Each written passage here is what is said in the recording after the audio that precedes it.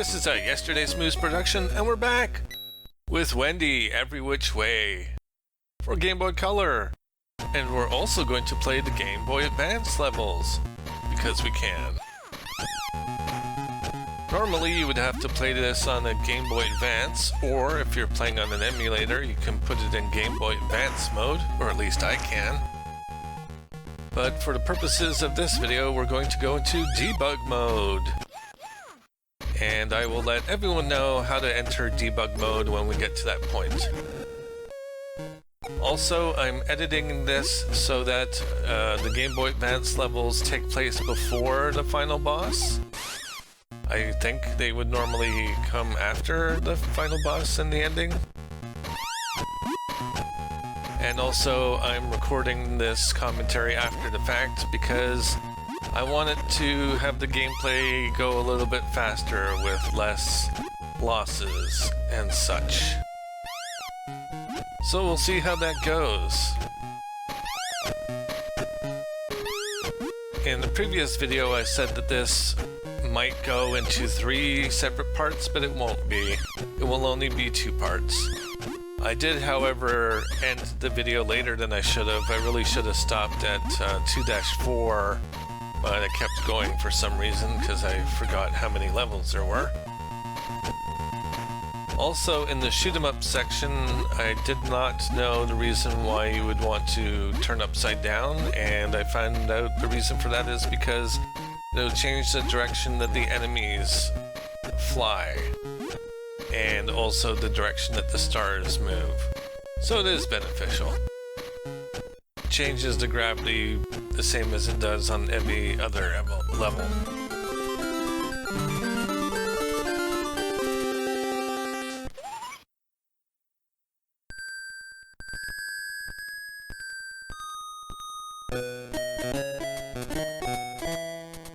So I was going to look up some more witch facts for this video, but the facts that I found were not really that interesting, so I'm not going to be doing a Let's Play and Learn. Also, I'm not going to try to get every star like I was before. I will be trying to get most of the stars, but some of them I'm just going to leave them where they are for the purposes of making this a shorter video.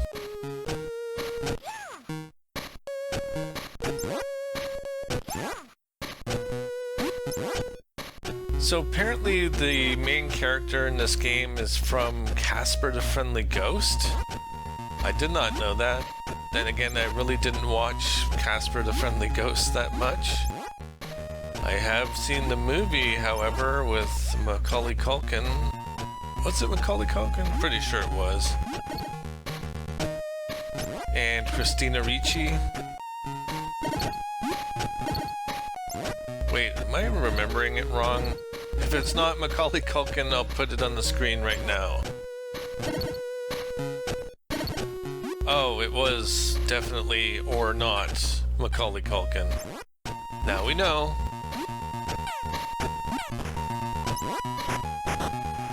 Dan Aykroyd was in it though, playing a Ghostbuster, which is moderately funny.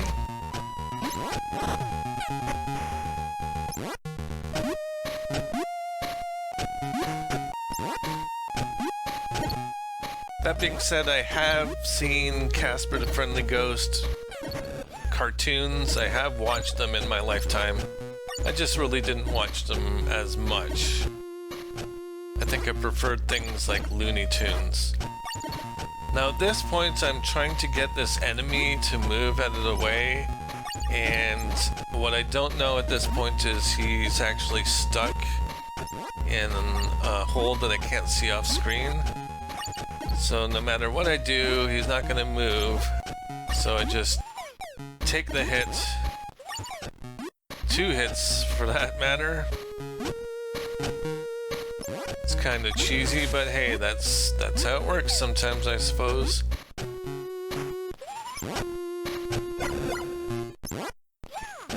The mechanic of changing the gravity is a little bit weird because sometimes it's a leap of faith. You don't know if there's spikes above you or enemies.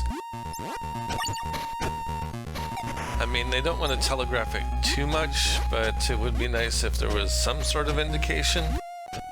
Maybe if you held up or down, if that would move the screen in that direction. That would have been a nice compromise. Overall, this game is fairly easy. That being said, I did get a game over. If you haven't noticed by now, my lives reset and also my score reset. And that was because I was trying to play and comment at the same time, so I was doing very badly.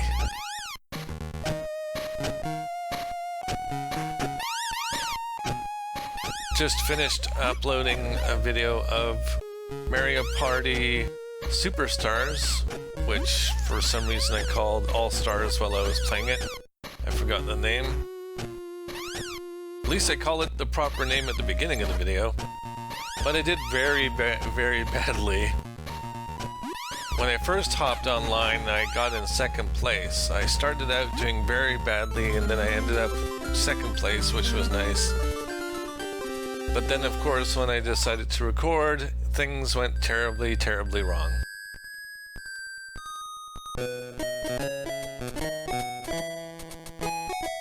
So I'm not a big ego guy. I can definitely post my L's online for everyone to see.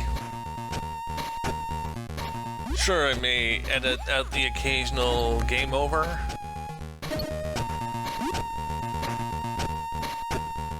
But occasionally I'll upload a video where I don't do so well. Speaking of which, I have a Golden Axe video where I was playing the Golden Axe version for PS2, and I ended up getting a game over at the end of that. And I've never really been very happy with that, so I do intend to go through the game again, which will be torture, because it's a horrible game. This time, however, I will be using a, what's it called? Cheat code. Well, we'll just call it a cheat code to give me infinite health, and that way I'll be able to finish the game, and I'll record the ending and edit it on to the end of the original video. So 90% of it will be original commentary, and the last 10% of it will be new content. Oh, it's the action replay, that's what it is for PS2. I've never really used it. I bought it mainly so that I could transfer game saves with RPG Maker 2. But it is occasionally useful. It has some useful codes for Maximo, and I think there's some that are useful for Dragon Quest. What is it? Which Dragon Quest is it? Dragon Quest 8. The only thing is that the codes are ridiculously long, and it's very easy to mix up zeros with the letter O. With the original Game Genie, they did not do that. They eliminated letters and numbers that looked very close. Same with the Genesis and NES Game Genie.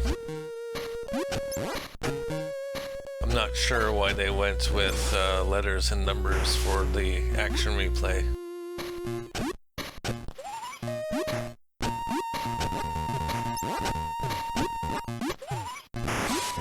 I mean, if I were posting a code for it online, I would make sure that people know that a 0 is a 0 and the letter O is the letter O.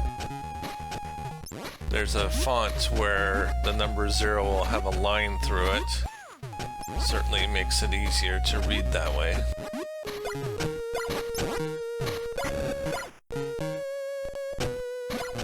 Here's a part where I could have done some fancy editing, but I choose not to. Makes things a little bit easier. I cannot defeat this enemy. It keeps following me, and I can't shoot it.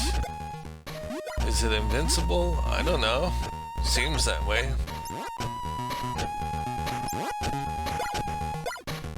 But But at this point I don't know that, so I'm just trying to avoid it. And getting pretty frustrated. Why can't I get past this thing, I'm saying to myself. This is going to take forever on the video, I'm also saying. There we go. I have escaped. And now we have a really long hole. Fall all the way to the bottom.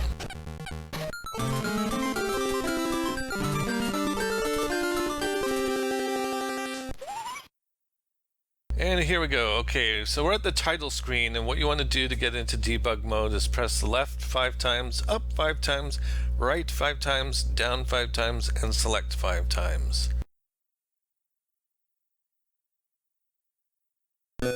Once that's done, you'll go directly into this debug menu, and then you can select from a number of options. I'm just going to select WXL1, which is Game Boy Advance levels. Question -1.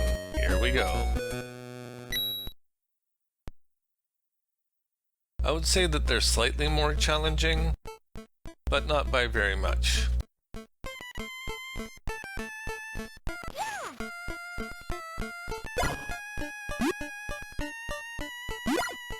There is one part, I'll point it out when we get there, that if you lose and restart from a checkpoint, it really puts you in a bad situation where you only have possibly 1 health, and you can potentially get hurt quite a few times.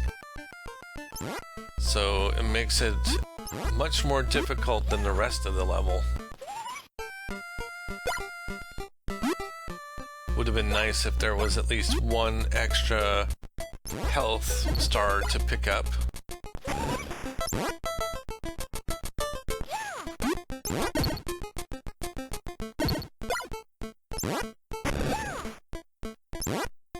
This kind of reminds me of that Mega Man level where light goes on and off. I'm pretty sure it's Mega Man. Or maybe like Super Mario World, where you have that disco ball following you and you can only see a certain part of it. But if it is indeed Mega Man that I'm thinking of, then it's much more like Mega Man. So there we go, that was the first level of the advanced levels. Pretty quick, right? But they ramp up the difficulty a little bit for the second level. Question -2.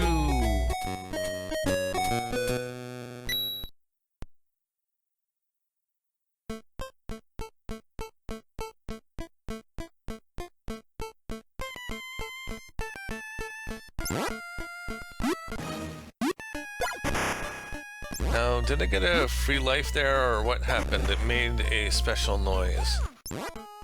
I'm gonna have to watch this again and see what it was. Was it anything? If it was, let me put it on the screen now. Okay, that was or was not something.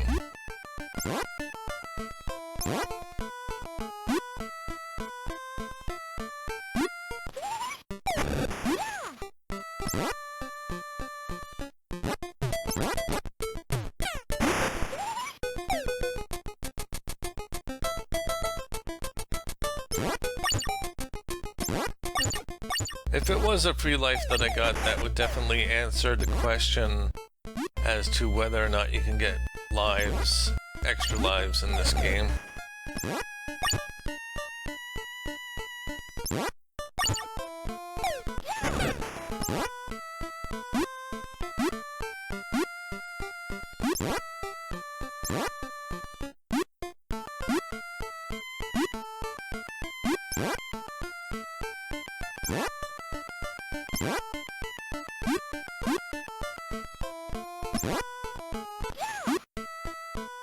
Next month, as of the time of this recording, there's going to be a new color Game & Watch for The Legend of Zelda. Maybe I mentioned that in the previous video. Pretty sure I did. You have the original Legend of Zelda, Legend of Zelda 2, and the one for Game Boy, whose name I don't remember. I'm not gonna put it on the screen. No, I'm not putting it on the screen. It takes so much effort to do that.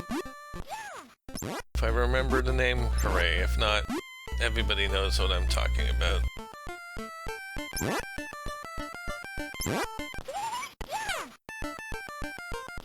It's the one where he goes to the island. And, spoiler alert, it's all a dream.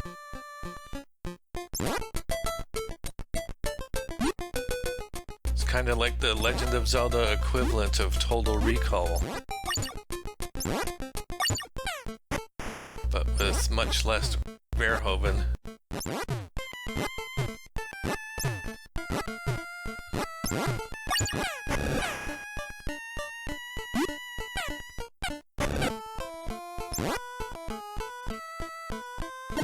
I'm not sure whether or not I'm going to get it. I feel like maybe I should, just to add it to my collection, since I have the Super Mario Brothers Color Game & Watch, which had Super Mario Brothers 1, the original Super Mario Brothers 2.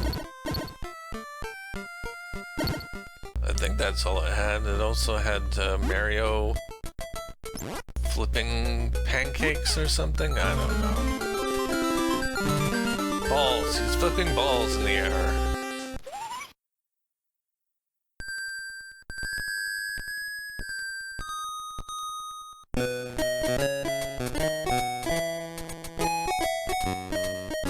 On to question -3.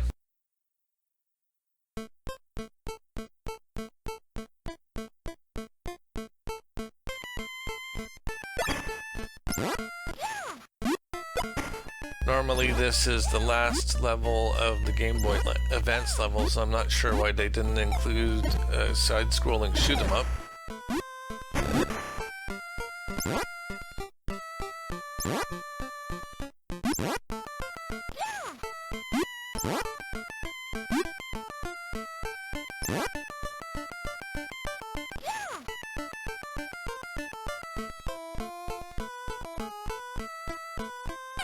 In late November, there's going to be a PS5 game coming out physically called Kena Bridge of Spirits. Apparently it's pronounced Kena, not Kina, as I've been saying up until now.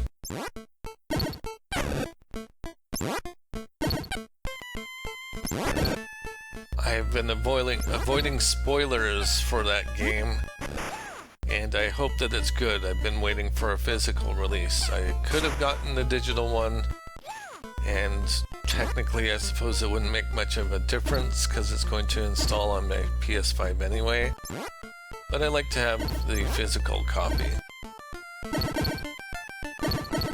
Another game that's going to be released digitally first and then physically is Grand Theft Auto Trilogy, which is a remake high-definition version of the first 3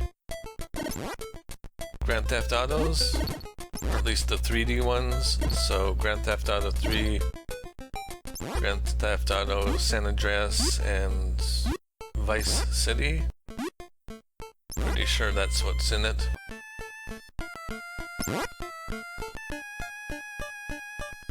From what I've seen, they haven't gone too crazy with the update. They've changed the graphics slightly, so it looks better, but not drastically different from the original. I'm sure maybe some of the purists won't appreciate the changes, but depending on the game, I'm not so much of a purist. With Grand Theft Auto, it's not gonna bother me too much. If it was, say, for example, a Wonder Boy game that I'd played many times, and for some reason they drastically messed it up, I would not be very happy with that. Fortunately, the modernized version of Wonder Boy 3, The Dragon's Trap, was amazing. So here we go, on to the final level, final boss. And I have learned my lesson. By the way, hey, I can flip upside down. There we go. I learned my lesson. I'm staying far to the left and not running directly into enemies. Took me a while to get to this point, but here I am.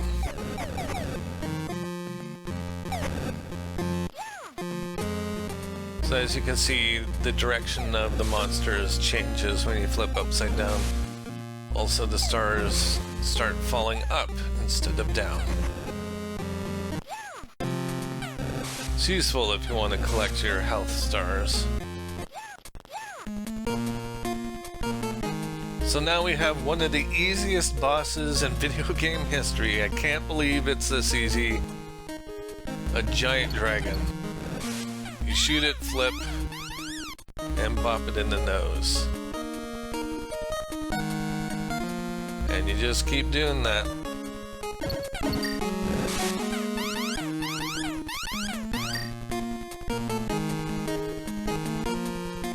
Reminds me of the boss for Maryland, which is also a shoot-'em-up side-scrolling thing for the final boss.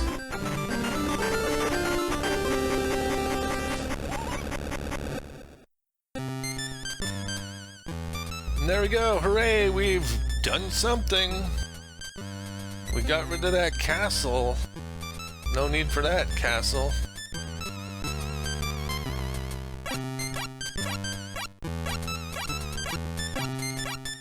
Got those stones back. I'm pretty sure we lost them in the beginning of the game.